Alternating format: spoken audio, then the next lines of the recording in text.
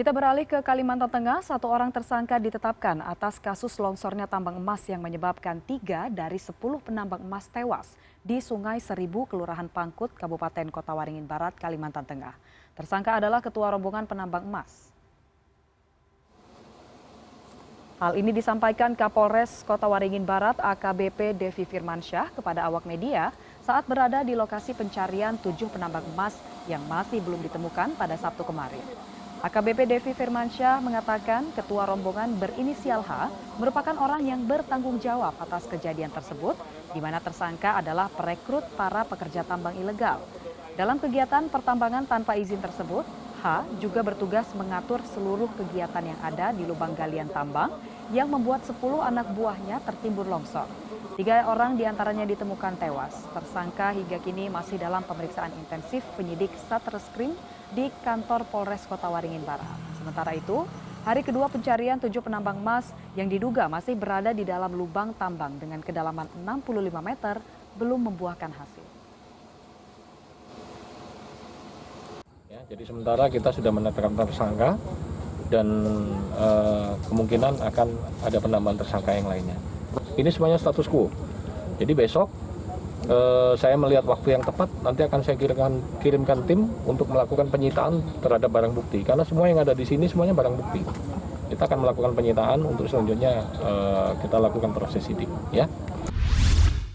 Dan untuk mengetahui informasi terkini, kami telah terhubung dengan Kepala Basarnas Palangkaraya Haryadi melalui sambungan pesawat telepon. Selamat sore Pak Haryadi, bisa mendengar suara kami? Selamat sore Pak. Ya, Pak Haryadi, ini bagaimana perkembangan proses pencarian penambang yang diduga masih tertimbun di lokasi tambang ilegal, Pak? Ya, baik. Dapat kami sampaikan, Pak, berdasarkan hasil daripada rapat koordinasi kami dengan Bupati, Wakil Bupati, Bapak Kapolres, Bapak Kajari, beserta rekan-rekan Kopimda yang hadir tadi malam pada rapat koordinasi bahwa operasi SAR terkait dengan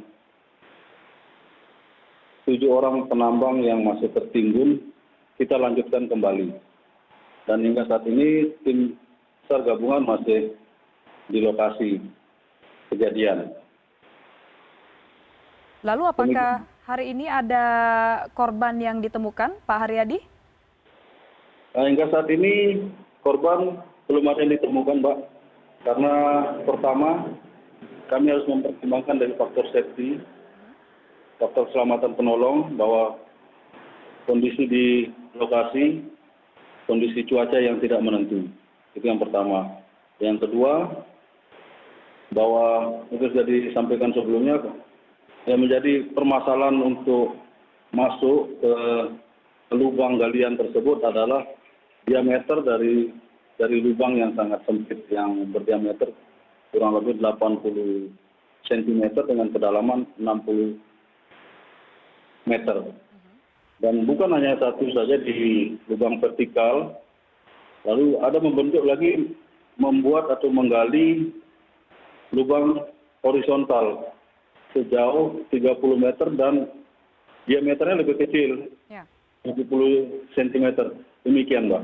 Ya, lalu untuk personil yang diterjunkan dalam proses pencarian ini, Pak Haryadi, berapa jumlahnya dan bagaimana dengan alat-alat berat? Apakah juga turut diterjunkan untuk membantu proses pencarian ini? Baik, untuk personil yang diterjunkan, kami dari kantor SAR Palangkaraya, dari Basarnas Palangkaraya didukung oleh potensi-potensi SAR yang ada di wilayah Kota Waringin Barat, baik dari Polres Kota Waringin Barat, dari Polsek, dari Kodim dalam hal ini Koramil, dari Brimob, dari Kompi Brimob, dan rekan-rekan potensi lainnya, Mbak. Dan untuk pengerahan alat berat, kami rasa untuk di lokasi, kami belum ini untuk menggunakan alat berat, Mbak. Tidak dibutuhkan alat berat, karena lokasi penggalian adalah medan datar, Mbak. Oke. Dan kami akan berupaya mencari akses-akses lain atau berupaya mencari jalur-jalur lain, tidak hanya melalui satu titik dari lubang utama. Dan karena di lokasi merupakan banyak bekas-bekas galian yang lama. Mungkin dari akses lokasi yang lain kami akan upayakan, Mbak, akan tetap berusaha. Oke, ada berapa Pak alternatif yang disiapkan untuk bisa mencapai lokasi titik longsornya tambang ini? Kami masih menganalisa karena di lokasi juga banyak bekas-bekas galian lama yang tidak ditimbun, dan kami akan mempelajari. Intinya prinsip kami adalah prinsip safety dulu, Mbak, menjaga keselamatan penolongnya sendiri dulu. Ya, berarti memang keselamatan ini menjadi salah satu faktor yang sangat diperhatikan juga ya dalam proses evakuasi ini. Lalu Pak Haryadi, ini terkait kronologi longsornya tambang ini seperti apa Pak? Bisa dielaborasi Pak? Baik, untuk kronologis informasi yang kami terima bahwa para penambang ini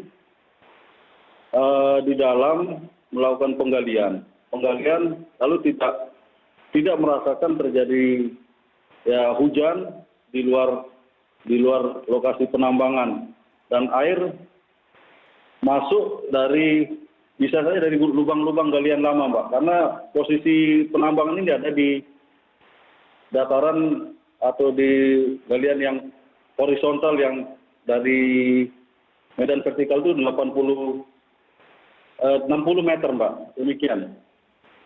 Oke, baik. Terima kasih Pak Haryadi, Kepala Basarnas Palangkaraya sudah bergabung bersama kami hari ini di CNN Indonesia Newsroom.